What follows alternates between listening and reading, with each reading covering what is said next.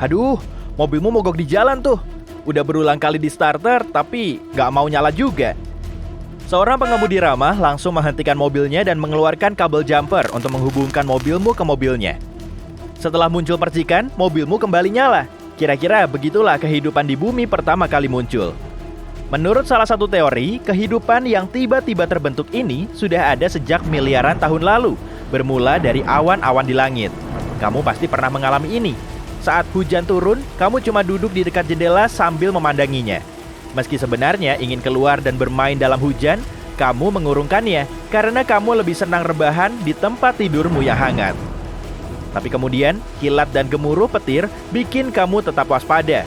Karena terlanjur gabut, kamu malah overthinking soal proses terbentuknya petir. Seperti yang kubilang tadi, petir berasal dari awan dan sejumlah material lain. Saat terjadi badai, udara dingin dan panas saling bertemu. Udara panas akan naik, lalu membentuk awan badai petir yang menghasilkan tetesan air. Udara dingin yang berada di bawah memiliki kristal es. Tetesan air dan kristal es ini terus bergerak dan membentuk lubang kecil, kemudian terjadi badai. Semua benturan dan gesekan ini menghasilkan muatan listrik pada awan.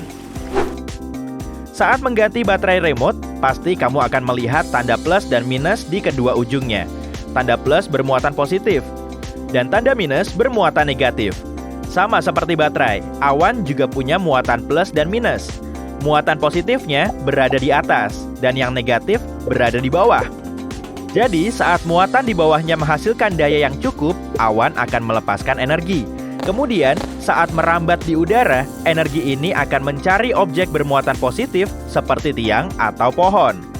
Setelah objeknya ketemu, energi tadi akan terlepas dan terjadilah sambaran petir. Petir ini bisa menyambar sembarang objek di atas tanah atau merambat melewati sejumlah awan. Kemudian muncul guntur oleh udara panas yang langsung memuai. Miliaran tahun yang lalu, rupa bumi kita belum seperti sekarang. Badai petir masih sangat sering terjadi dan kehidupannya masih dalam fase beta. Sambaran petir ini kemungkinan telah menjadi titik awal terbentuknya kehidupan, karena bisa menghasilkan fosfor, salah satu mineral terpenting bagi kehidupan. DNA, RNA, dan membran sel gak akan bisa terbentuk tanpa fosfor. Senyawa ini juga punya peranan penting di semua fase kehidupan kita, dari proses pertumbuhan, mobilitas, sampai reproduksi. Semua materi penyusun tubuh kita terdapat di DNA, membentuk untaian yang dikelilingi berbagai protein. Memangnya apa sih kaitan antara sambaran petir dengan fosfor? Mungkin fosfor akan menyala-nyala di cakrawala saat terjadi badai petir? Nggak juga sih. Saat petir menyambar tanah, akan terbentuk fulgurate atau kerak kaca yang berasal dari fusi panas oleh petir. Dan selama prosesnya berlangsung, fulgurate ini akan mirip seperti petir yang menyambar tanah. Sejumlah penelitian terbaru menyatakan fulgurate bisa melepaskan fosfor saat larut di dalam air. Saat inilah, fosfor mampu membentuk biomolekul yang bisa membantu proses terbentuknya kehidupan. Dulu, gunung-gunung berapi juga masih sangat tinggi dan sering meletus. Jadi saat petir menyambar mata air panas purba, di sekitarnya akan terbentuk fulgurate. Para ilmuwan memperkirakan selama proses awal perkembangannya, bumi kita bisa disambar petir sebanyak 1-5 miliar kali. Jadi, selama beberapa miliar tahun berikutnya, sambarannya bisa mencapai 1 kuintillion kali. Berarti nolnya banyak banget tuh. Nah, saking banyaknya sambaran tadi, fosfor bisa mulai membentuk kehidupan di bumi saat larut di dalam air. Pastinya, bukan cuma fosfor dong, tapi ada banyak campuran bahan kimia dan mineral lain, agar formulanya lebih sempurna. Teori lain menyebutkan kehidupan di bumi berawal dari luar angkasa nun jauh di sana. Kumpulan meteorit berterbangan melewati hamparan ruang angkasa. Kehidupan di bumi berawal sejak sekitar 4 miliar tahun yang lalu, saat banyak meteorit menabrak planet kita dalam rupa awalnya. Ilmuwan mengklaim meteorit ini membawa bahan kimia yang sangat penting bagi proses terbentuknya kehidupan. Sebagiannya berupa senyawa berbahan karbon, termasuk gula dan asam amino. Senyawa ini juga memerlukan siklus basah dan kering agar bisa saling terikat pada level molekul sehingga prosesnya bisa tuntas. Kehidupan di bumi ditandai dengan munculnya berbagai organisme pertama yang hidup sekitar 3,7 miliar tahun lalu. Dan saat itu belum tersedia banyak oksigen di udara maupun di air. Tapi organisme mikroskopis ini bisa meninggalkan jejak dalam bentuk molekul karbon spesifik. Meski begitu, kehidupan seperti yang kita kenal sekarang ini gak akan terjadi tanpa oksigen atau unsur tak kasat mata yang bikin semua organisme tetap hidup. Sekitar 2,4 miliar tahun yang lalu, mikroba ini mulai berubah dan menjadi agen fotosintesis. Organisme ini menghasilkan makanan dengan air dan sinar matahari, lalu juga melepaskan oksigen. Karena organisme baru ini semakin banyak, oksigen yang dihasilkan juga makin melimpah, dan malah semakin menyulitkan mikroba tadi untuk bertahan hidup. Tapi prosesnya nggak berhenti sampai di sini. Kemudian muncul organisme baru yang bisa memanfaatkan oksigen.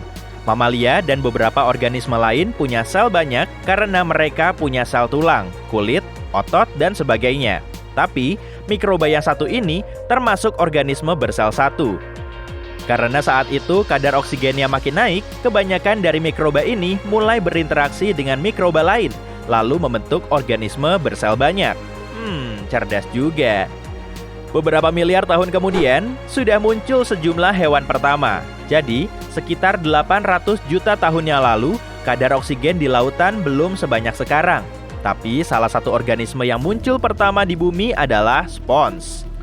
Ilmuwan mengonfirmasinya dengan meneliti DNA pada sampel batuan yang berasal dari masa ketika spons pertama kali muncul.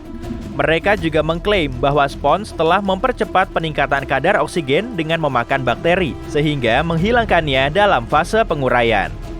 Lalu, sekitar 580 juta tahun yang lalu, organisme yang muncul semakin banyak. Kadar oksigen saat itu sudah terbilang ramah bagi berkembangnya kehidupan. Banyak organisme berbentuk aneh juga mulai bermunculan di lautan. Bahkan, jenis ubur-ubur tertua di dunia juga ada. Hewan ini kelihatan mirip alien kecil dari planet lain. Semoga makhluk kayak gini nggak nyemplung ke minumanku deh. Sekitar 40 juta tahun setelah periode ini berakhir, kebanyakan makhluk aneh ini mulai punah. Saat itulah ilmuwan bisa menemukan bukti adanya makhluk mirip cacing yang bisa membuat liang di dasar lautan. Mungkin ini sudah menjadi salah satu pertanda evolusi awal di bumi, sebagai wujud pertahanan diri. Lalu sekitar 530 juta tahun lalu, evolusi semakin berkembang. Ada banyak makhluk baru yang punya organ tubuh baru. Rangka luar, tulang belakang, dan organ tubuh lain bisa membantu sebagian hewan baru ini untuk mempertahankan diri sekaligus menggali liang di dasar laut. Beberapa juta tahun kemudian, hewan bertulang belakang sejati primitif muncul dengan tubuh berbentuk mirip belut. Inilah hewan bertulang belakang pertama. Selanjutnya, beberapa juta tahun kemudian, banyak di antara hewan ini mulai memiliki kerangka dan tulang rawan. Setelah proses pembelahan yang berlangsung lama, amfibi mulai muncul dan hewan berkaki empat juga mulai terlihat. Meski banyak terjadi kepunahan massal, kehidupan di bumi tetap bertahan. Dengan banyaknya tumbuhan dan hewan yang bermunculan, lanskap bumi juga mengalami perubahan. Di zaman es, banyak terjadi bencana alam yang membekukan permukaan planet kita. Kacaunya lagi, letusan gunung berapi dan gempa bumi terus mengubah rupa bumi kita. Primata pertama muncul sekitar 4 juta tahun yang lalu, dan sejak saat itu, kera dan monyet mulai berkembang di kategorinya sendiri, hingga akhirnya muncul manusia. Dengan memahami teori ini, para ilmuwan mampu mengamati planet lain yang kondisinya serupa dengan bumi. Bisa aja kan, kita juga tahu proses terbentuknya kehidupan di planet lain. Meski prosesnya berlangsung sampai miliaran tahun, aku pengen selalu up to date dengan perkembangannya.